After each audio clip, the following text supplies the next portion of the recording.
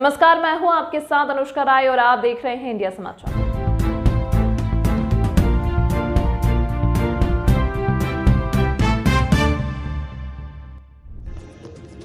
जगत गुरु तत्वदर्शी संत रामपाल जी महाराज जी के सानिध्य में 52 जोड़ों का हुआ दहेज मुक्त विवाह। 562 यूनिट रक्तदान। सतलोक आश्रम उड़दन बैतूल में हुआ 52 जोड़ों का दहेज मुक्त विवाह। 5218 अनुयायियों ने भरे देहदान के संकल्प फॉर्म। विदिशा बैतूल मध्य प्रदेश। सतलोक आश्रम उड़दन में संत रामपाल जी महाराज जी के सानिध्य में मंगलवार से शुरू हुए महाविशाल भंडारा समागम का आज दूसरा दिन था। 3 दिनों तक चलने वाले इस महाविशाल समागम में लाखों की तादाद में भक्त आकर भंडारा प्रसादी ग्रहण कर रहे हैं। समागम की शुरुआत अखंड पाठ की वाणी के साथ हुई। इंडिया समाचार से विदिशा से तोरण सिंह फिल्कार की खास रिपोर्ट।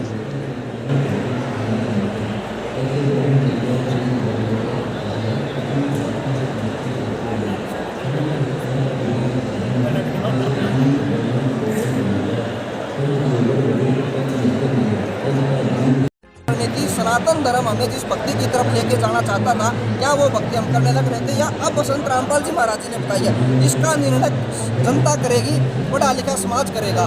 सर, हमने ये भी सुना है, भ्रांतियाँ फैली हुई हैं कि संत रामपाल जी महाराज जी देवी देवताओं को छुड़वाते हैं, क्या ये बात सही है?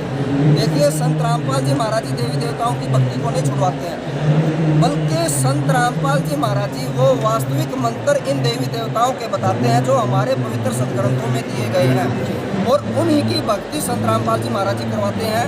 इसमें शुरुआत संत रामपाल जी महाराज जी के मंत्रों की जो शुरुआत होती है वो इन देवी देवताओं की भक्ति से ही होती है।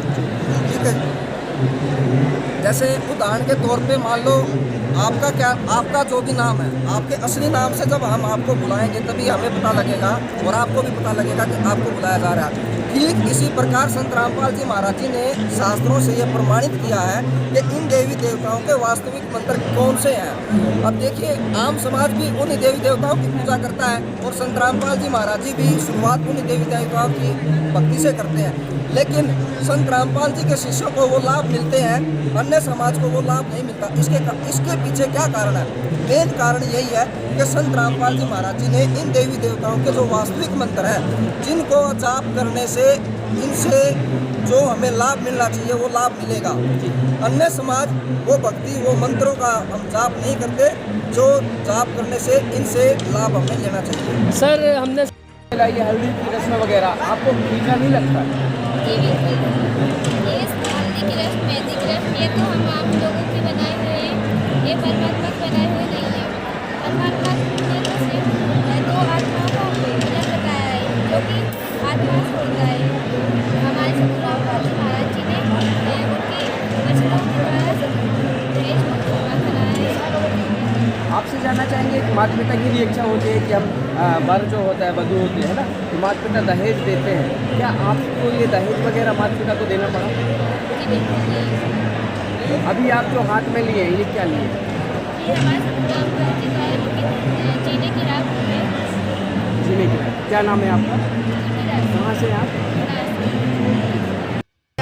जिला सुग्राम से। तो यहाँ पे जो विवाह हुआ है जिसको गुरुवाणी में रमेणी कहते हैं, तो उसमें कितना खर्चा आया आपका? बिल्कुल भी खर्चा नहीं आया। कोई दहेज वगैरह नहीं, ना दहेज लिया गया ना दिया गया। तो यहाँ पे लगभग 51-52 जोड़ों की शादियाँ हुई है, वो सभी इसी प्रकार है जी, जो गुरु जी के आदेश से जो आज बैतूल आश्रम में 52 जोड़ों को दहेज हुआ है, वो भी इसी तरीके से हुआ है, जो कि 17 मिनट में संपन्न हुए 52 जोड़ों को विवाह, जिसे गुरुवाणी में रमेणी कहते हैं। तो यहाँ पर देखने में आता है कि हर महीने में ये कार्यक्रम होता रहता है। तो समाज के लिए आप क्या कहना चाहोगे? जो दहेज के लिए लड़कियों को प्रताड़ित किया जाता है, उन बहनों के लिए, उन भाइयों के लिए क्या कहना चाहोगे आप? जी, जैसे कि सुना है, मतलब बोलते भी हैं कि लोग कि लड़कियों को गर्भ में ही मार दिया जाता है ना, दहेज के लिए, दहेज के कारण। तो हमारे गुरुजी सतगुरु रामपाल जी महाराज दहेज को विवाह करवाते हैं, ना ही उसमें कोई आडंबर होता है, ना ही बैंड बाजे होते हैं, ना ही दहेज दिया जाता है, ना ही दिया जाता है। ओनली 17 मिनट में दहेज विवाह संपन्न हो जाता है।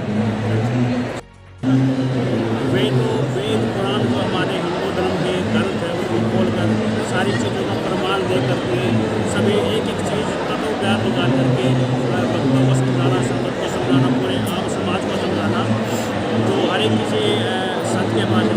बात नहीं है। हमारे जो गुरु जी है संत रामपाल जी महाराज वो तत्वदर्शी संत हैं और पूरे प्रमाणों सहित ज्ञान देते हैं सभी वेद शास्त्रों का।